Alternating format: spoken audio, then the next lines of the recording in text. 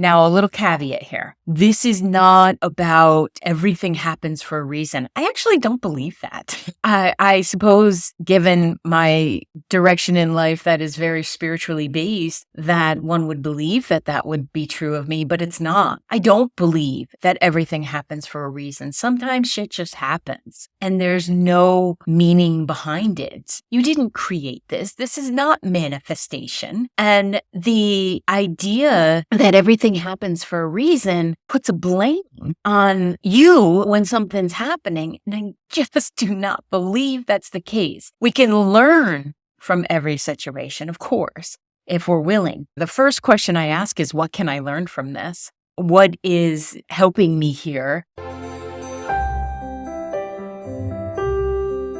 Hi, I'm Vicki Baird, and I have created my successful business by helping other people become successful in their own lives. This podcast, Intuition, Your Success Compass, is the tool you've been looking for to find your due north. We all have a soul and we all have an internal knowing. And in this podcast, you will learn to combine what your soul knows, your human self's brilliant intelligence, and the connection to the desire to live a life that is fully successful in whatever that definition is for you. Sound good? Good. Now let's get to it. Hi. Welcome to Intuition, Your Success Compass. The thing that's new for this episode is that I am adding video. The YouTube channel has been picking up likes and subscribes and all of that, and I've been thinking about this for a long time, but truthfully, the idea of adding one more thing to the list has been prohibitive for me. It just felt like not only do you have to add the fact of sitting in front of a camera, you have to add the editing aspect and then the populating and dividing it out and all the different technological stuff that it becomes. And then you have to really think about how you are appearing on camera. So to that point, if you know me, you know I am a very low frills girl. Except when it comes to my coffee, I really do not have any frou-frou about me. What you see is what you get. And to that point, when I thought about doing the video, I was like, oh, I got to do the background different. I have to make sure I have my hair done and makeup's done. And I usually record my podcast 4 or 5 at a time. And I thought, oh man, I'm going to have to change clothes in between. And I can't wear my hoodie, which is usually how I'm recording, at least until we hit 70 degrees here in not in the Berkshires anymore, but close enough in New York. And then I thought, no, I don't. That's me becoming somebody else's version of what someone who's doing their podcast and video looks like. And I thoroughly enjoy YouTube very much. I actually don't. The only show I watch is Ghost on CBS. Other than that, I don't watch TV. I'm terrible at series. Please don't ask me what one person was doing last season or even what their name is. I'm just not interested. I don't do scripted. I like unscripted things. So YouTube is my television. I'm often watching people do the hike the trails or watching how-to videos or figuring out what is another what I call it, documentary that I would like to watch, keeping up on the news, that kind of thing. And I thought the thing I love the most about it is real people. Like, I like seeing the eye contact. For those of you in audio, I just raised my eyebrows. I like real people. I like the real thing. Entertainment is fantastic. It's just not my gig. So when I thought about doing this and I came to the conclusion, I have to be me. So I promise you I'll brush my teeth and I'll show up in a fairly put together way. But once we get to humidity, we never know what this hair is going to do. So we're not promising anything there. what I hope you will receive from it is that you can see I'm genuine when I'm talking about this stuff, and I gesture and I lose my place, and I will refer to the notes that I have written out. And no, I'm not going to use a teleprompter because I've tried that and it feels very fake to me. It feels like I'm just keeping up with the reading, and I'm sure with more practice it would work, but that's not going to happen.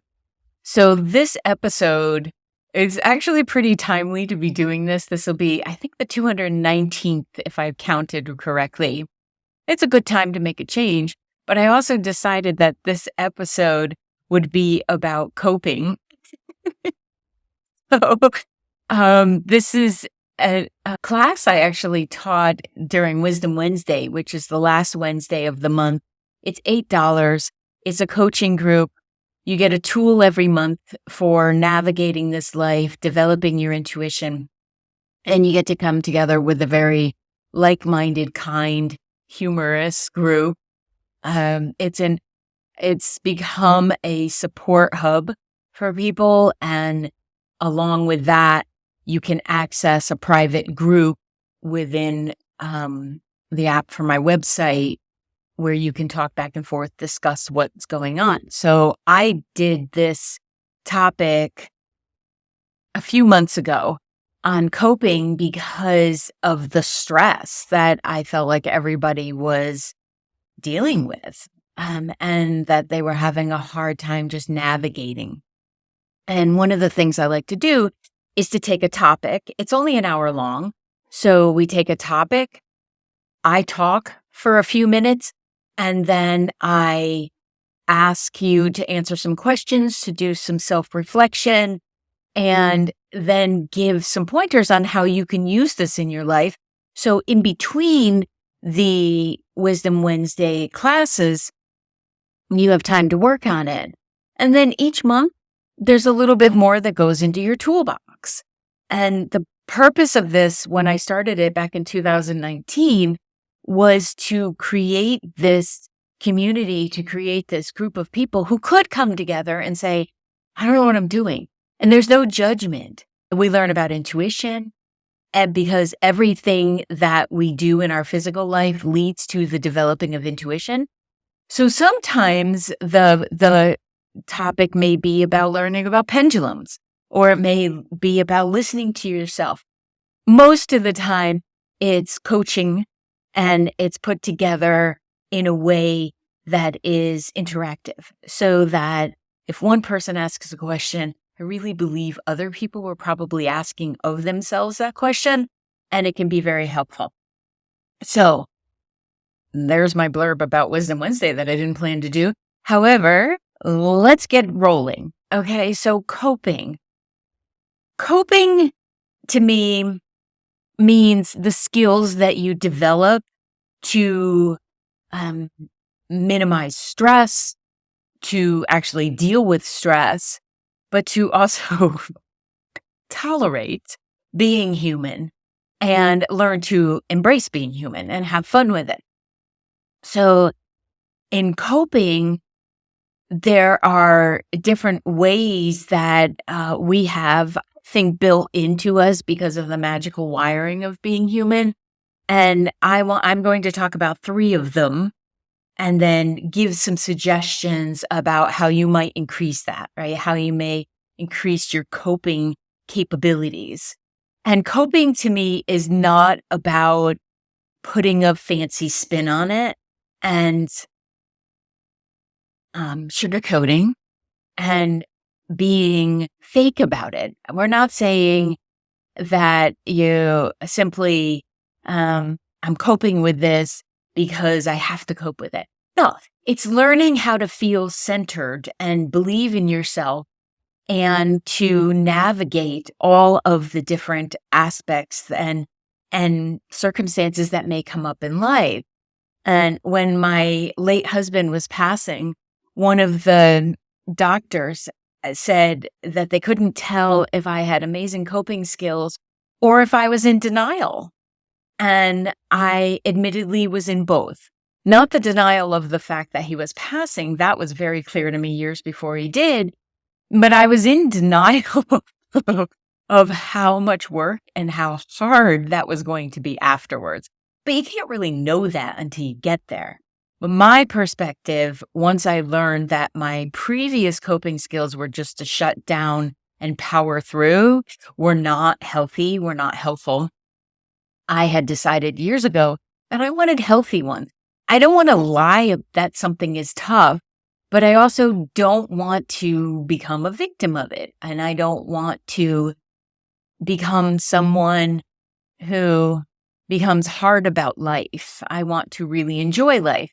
And I think when you have coping skills, you're able to navigate a bit more in the flow. You're able to show up in whatever's going on and have this consciousness that it's not forever and it will change.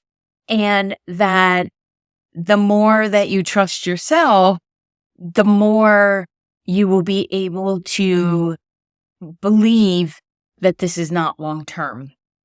So I brought this up to our group because I feel like the more of us that are calm, centered, and embracing change that is inevitable in life, well, the calmer our world will become. And I want to help. So these are the things we talked about. The first thing I did was explain the difference, my perspective. I'm not a therapist, but these are things that I've come to know in working and doing the intuitive readings and coaching for over 20 years.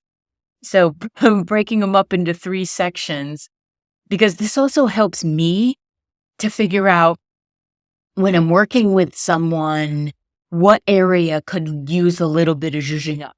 What area could use support in their life? So the 3 areas, we have problem-based coping, which is exactly what it sounds like, the skills that you have to focus on changing the situation you're in. What's the problem?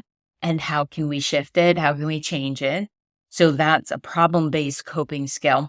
Then you have an emotional-based coping skill, and that's centered around how we feel, right? So when, well, let me finish this and then I'll follow up with it. So how are you feeling about something? Having a strength within yourself that you allow emotions, that you navigate all of them. And you also know that they're energy in motion. They're not going to stick around forever. So you don't get too caught up in one, right? And then that defines your life.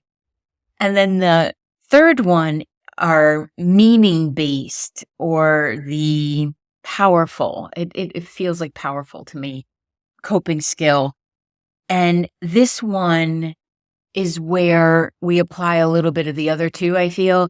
There's a cognitive awareness of that something's going on and I want to make meaning of it. I want to understand it. I want to process during the experience. And it's often when we can't control the situation, it's not a problem we can solve right away. You can't control what's going on. So you understand and you take in the meaning. Now, a little caveat here. This is not about everything happens for a reason. I actually don't believe that. I suppose, given my direction in life that is very spiritually based, that one would believe that that would be true of me, but it's not. I don't believe that everything happens for a reason. Sometimes shit just happens and there's no meaning behind it. I had a client who was traveling overseas for a family event and due to illness, not even like a wedding or something, and somebody stole their luggage while they were busy with their kids and navigating after a long flight. And, she's trying to understand it. What's the meaning in this? And I said, well, people are jerks. They took advantage of the situation. You didn't do anything wrong. You didn't create this. This is not manifestation. And the idea that everything happens for a reason puts a blame on you when something's happening. And I just do not believe that's the case.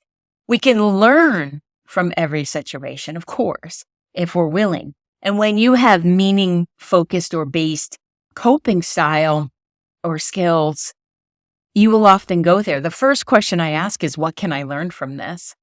What is helping me here? Just this morning, I was at my dentist having one of those lovely impressions made where your mouth is all filled with goopy goopy, because I have to have a pretty intense dental procedure done. And years ago, I would have beat myself up for not taking care of my teeth, which I do. Why is this happening now? It's not a good time financially. Is it ever really a great time financially?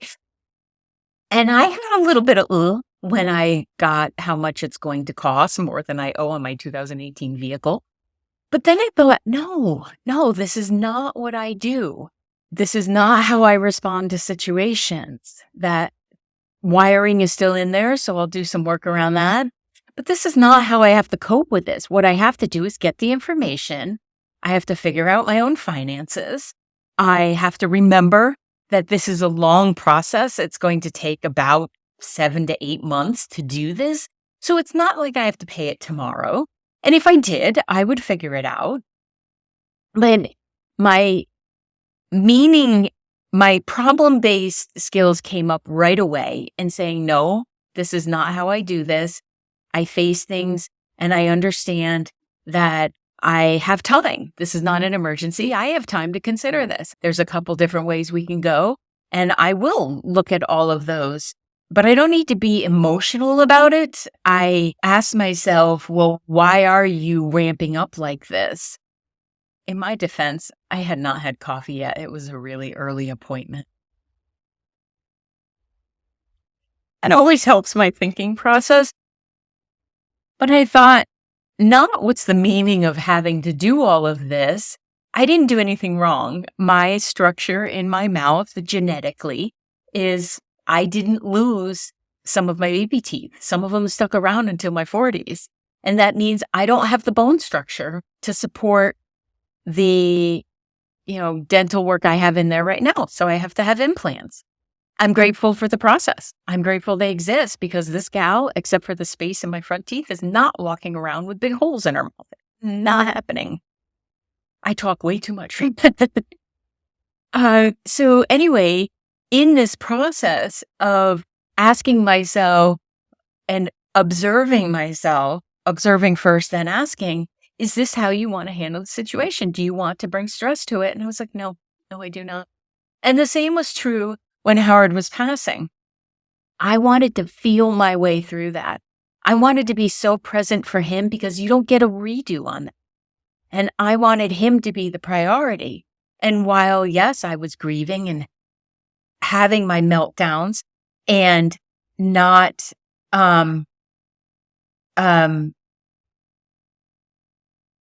my phone just started talking there. So coping skill, turn and edit, turn it off.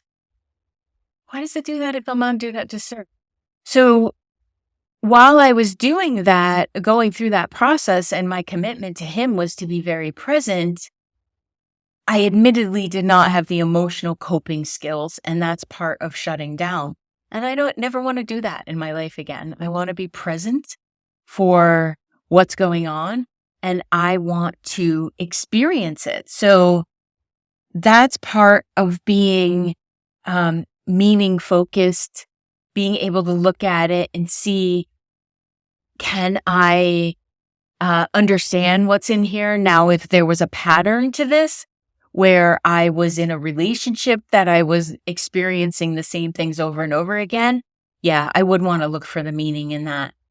But sometimes you got genetics and you have to deal with these things. So I'm going to go through the 3 different areas and give strategies. And then what I'm also going to do is there's going to be a free handout that I've created. It's a coping worksheet, and I'll describe that at the end. And then we're also coping because evidently we're getting a delivery, and the mail guy, who never comes up to the door, just came right up to the door. So you got to roll with these things. You learn that this is not a trauma situation, which a lot of people were so stressed from the last, millennium but most especially the last 3 or 4 years, that it's like our nerves are sitting on our skin surface and we're reactive to everything. And that's not going to bring a joyful life. It's not going to bring success anywhere. So let's get to this. Problem-based coping, few suggestions here, because when you know the approach for this specific situation, it just helps you deal with it more effectively and efficiently. So a problem-based coping where you need to focus on changing the situation, getting out of a bad relationship, leaving a job that's not supporting you any longer, changing your eating habits, how you talk to yourself can be a problem, emotional and meaning coping style. So we want to support all three where that's concerned.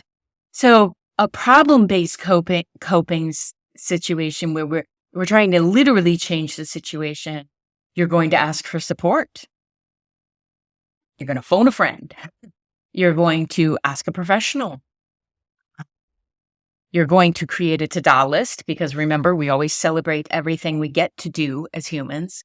You're going to create that list and you are going to then engage in some problem solving, like literally take into consideration what you could do with this. How could I leave this relationship? If it's not a physical or an emotional danger right now, maybe I need to get my finances in order. And maybe I need to reach out. Maybe I need to consult a lawyer if I'm married. All of these things, problem-based. Couples therapy may be a suggestion there. So you engage in the problem solving. What will solve this situation? And within that, you also work on your healthy boundaries, especially if this is leaving a job or a relationship or dealing with family members and there's a problem. Having self-respect and healthy boundaries will give you the self-surety, the belief in yourself to be able to navigate the situation with trust, because that's basically what we want to create here. Problem-based coping may also involve leaving the situation, walking away from an argument, not engaging, separating yourself. I was having a conversation with someone yesterday trying to offer my support, and they just wanted to bash another person. And I said to them, I hear your anger and your frustration. Can we talk about how we could release that from you? And she's like, no, I just want to talk ill of this person. And I said, well, I don't do that. I don't engage in those conversations. That's not okay with me. So that's not solving a problem.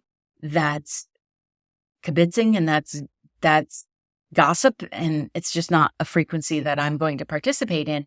So my healthy boundary was to say that. And she said she didn't care. That's what she wanted to talk to me about. I ended the phone call. I told her I am complete then. I am not the person. And then we decided any updates to the situation we were talking about, since this is a personal matter, not a professional, that she'll just text me because I'm not going to do that. I'm not going to do it. So didn't want her to carry the stress, but it's also not fair. That other person is not there to have a say in the conversation we're having. It's not happening. So leave the situation because it was going to cause me stress. And it's something that I decided, if I'm going to be in integrity with myself, that I'm going to continue to do this, is walk away. And another way problem-based coping may show up is in your life and how much time are you spending on those types of things, but also not engaging in effective management of your life or enjoyment of your life. So we may be talking about time management, which comes up a lot in coaching. So I'm very familiar with and love the idea of having you understand just how much time you do have in your life when it's not taken up with all this other stuff. So problem-based coping skills, we're changing the situation. So are you ready to invest in yourself and level up your personal, professional, and spiritual life? Yeah, I thought so. That's why I created these empowering worksheet bundles. Right now, there are 4 and more that you can take advantage of over at the shop. One is overcoming anxiety, or at least quiet down a little bit, define your client avatar, getting to know me, and achieving work success. I created these empowering worksheets so you can learn practical techniques to understand your anxiety, to shift it, to define your ideal client, to understand, gain clarity on your strengths and your goals, and to achieve success in all areas of your life. And whatever success means to you, you'll have the tools you need to get started, and then you can build on that with the other bundles that are in the collection at vickibaird.com. Emotional based, I always want to say emotionally based, but emotional based coping is, again, where you're centered on changing how you want to feel. There was no way I could change Howard's situation. The many medical professionals could not change the situation. He was croaking, bottom line. But I could change how I felt about it. I could feel grateful for being part of the process in order to usher him to his non-physical self. I could feel grateful for the 27 years we spent together. I could feel grateful for my understanding of medical knowledge, that I could support him without bringing a lot of professionals into our home because he wanted to spend the time he had quietly reflecting and meeting with people he loved. So, how do I want to feel about the situation? I feel like I kicked butt. Like I respected my partner's wishes and I allowed my emotions to flow while being completely present. So emotional based coping, as you may imagine, is based on self-care, is part of recognizing what do I need in this situation. So even though I was very focused on what he needed, every day I went for a run. Every day I got out of that hospital or I got out of the house. A little bit more difficult when I got home. But I would run and go to the bank. I would get in the car, go grab something at the grocery store instead of letting all the wonderful people who were volunteering bring stuff to me because I needed to breathe air and I needed a little bit of break because those overnights are long, man. I had a dear friend come over and we did yoga in the dining room and we stretched because, have you ever slept in those hospital chairs? Goodness gracious. And every day after that, I made sure I had the mat nearby and I would at least do downward dog or child's pose or something that returned me to my body so I wasn't floating out. So you'll take care of yourself. Emotional based coping means you take care of yourself. You take the bath, you put on special lotion, you light a candle, you use essential oils, you exercise, you drink water, you eat well. Emotional based coping, you won't have it if you don't do these things. It just won't be there. One of the ways that's helpful, obviously, is to practice mindfulness, to be so present with what's going on, eating or taking your walk, that you bring that to every day, but you bring it to yourself first, okay? And some ways to do that, I always think an attitude of gratitude when my head is veering off, much like it was this morning with the dentist. I veered it right back to, Vicki, you're not going to go hungry. Those worksheet bundles are there for sale. People will buy them. They are now. I'm so grateful. Thank you. You will be fine. The emotional coping that I set up ahead of time and the trust in myself also comes from a mindfulness about a track record. So you have 100% track record of being you. You can rely on it. You have made good decisions in the past. You learned to tie your shoes. You hopefully brushed your teeth today. If you didn't, scoot on in there, get it done. Because then you can say, I successfully did that. Mindfulness can be meditation, of course. Moving meditation. I'm going for that hike, going for a walk, planting a garden, mowing the lawn, all these things. You don't have to sit in meditation. Some of us need to move in meditation. That's fantastic. You could paint, you could draw, you could write. You could envision yourself and picture yourself in what is the place that brings you the most peace. What's your happy place?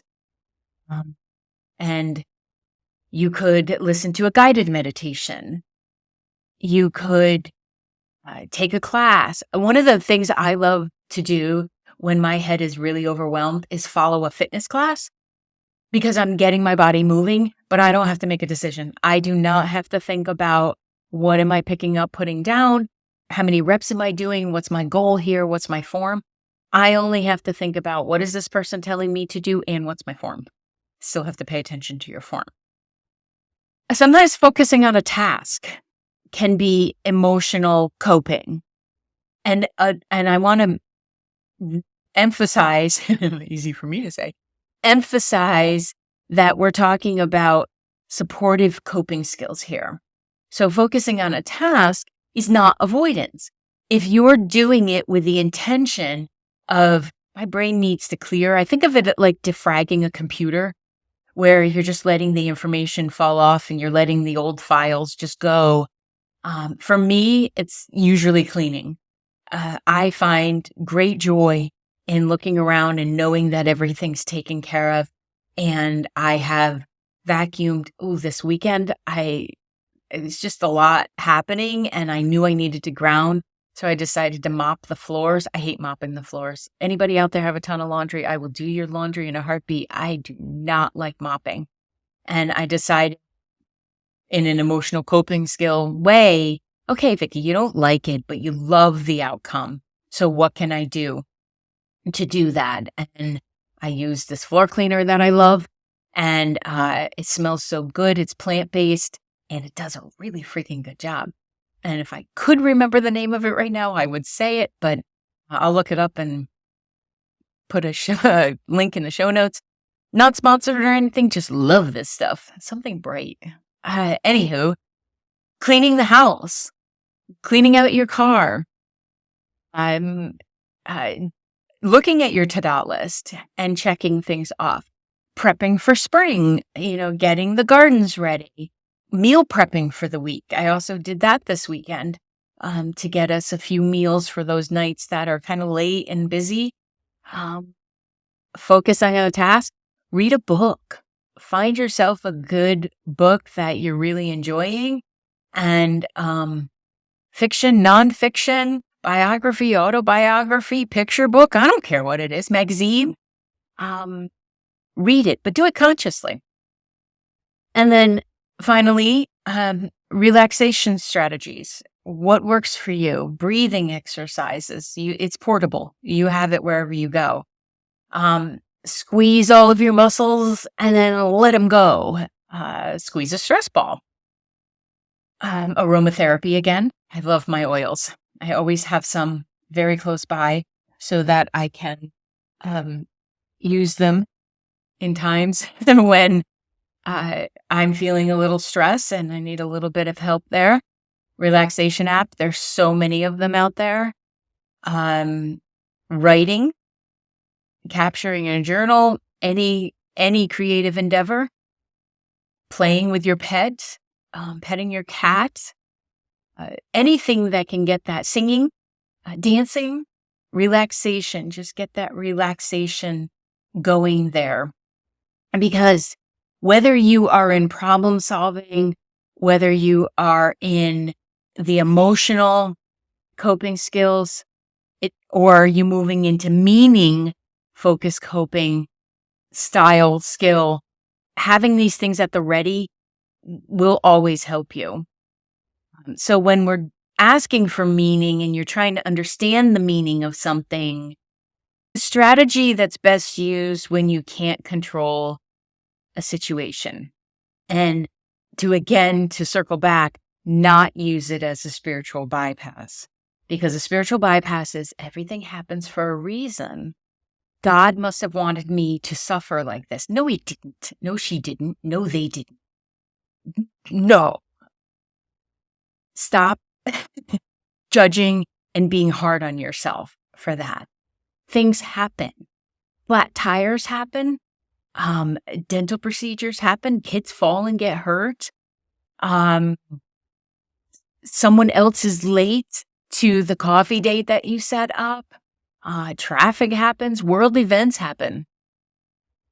We can understand it and understand our response to it. But to make everything have meaning is painful. So it's not necessary. Okay. So if you want to understand and blend, like we're here to do, remember, our human self and your soul self. So if you want to blend your human self and your soul self, you can use the meaning focused because that will be the cognitive as well, problem solving, as well as the emotional. It's like the little sandwich that puts them together. Okay. So now that we've said that, or I've said that, and you've so kindly listened, and hopefully are nodding your head and putting some stuff into your toolkit, into what works for you, there's a process in developing the coping skills. I find that breaking them down into incremental, remember micro movements matter. So if you have to problem solve, break it down into small things. What can you do first? One small thing. Identify the goals that you're working towards. And, sometimes I reverse engineer. Sometimes I go to what will it look like? How will it feel? And then work my way back. That can help. I think it's important to always celebrate your strengths and your goals. And to celebrate the incremental movements you've made along the process of developing your coping skills. There are a few things that will not help. So just to touch on it briefly, there are some coping skills that I am not going to do air quotes around, but you can imagine, if you will, that they exist because we all do them. There's avoiding, there's scrolling on your phone, watching TV. Maybe you need to attend to your financial situation, but you don't. You keep going out with friends or getting distracted by their lives and not paying attention to your own. Maybe you're overspending to avoid even focusing on the financial issue. So I know retail therapy has its place. Listen, who hasn't participated in it? But it's a short dopamine hit. It's a longer term joy factor when you create these strategies in your life that can support you and to have you feel good about yourself. So in the interest of small steps, I do not want you to judge it or yourself when those things happen, but I do want you to ask yourself, why am I avoiding? What am I doing here? Mine is to reach for sugar. And when I find myself reaching for things I don't normally eat, I know I'm avoiding something, and I need to look at and ask myself, what am I avoiding? I don't have to do anything about it. We don't have to rush into these things. But you do want to take the inventory and consider what I might be doing. You know you're doing it. You can feel yourself split. You can feel your energy divide off when you're avoiding or when you're focusing on something that is not supporting you or engaging in activity that's not supportive. So that could be gossip. That could be drinking. That could be smoking. It could be eating crap. It could be sleeping too much, not sleeping enough, or being wound up in your head. There's all different ways, and I trust you to know yourself, to know what shows up in times of stress. But if you listen to this and you participate in your own building of your coping skills and strategies, you'll soon find that you rely on them, but you don't notice them anymore. In the experience this morning with the dentist, it was probably 15 seconds from the time I walked out the door to the time I got to my car. I had already said, no, this is not how we do this. This is old programming. And thank you for showing up. I appreciate you. And yes, I talk to myself like that all day long, because if I'm talking to myself kindly, I'm reprogramming for all of that information that's in there that wasn't so kind and that I learned. And I would love that for you too. So that's why we create these skills.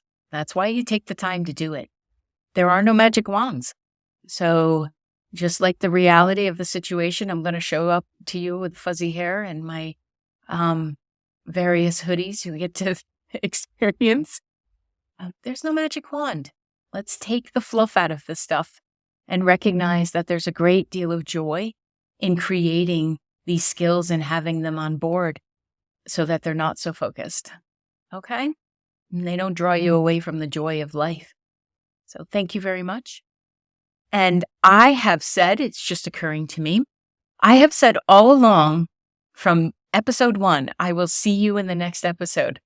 Guess what just manifested? If you're watching this on YouTube, I will see you in the next episode, or you'll see me. You get it. See you then. Thank you for listening to this episode of Intuition, Your Success Compass. I appreciate you being here. If you would like more information about developing your intuitive skills, removing those blocks, and creating the life that feels the most successful to you, then head on over to VickiBaird.com. That's VickiBaird.com. And check out the courses, the groups, and the Spaces app that will allow you to be part of our community and know about upcoming events and specials. Thank you so much, and I'll see you in the next episode.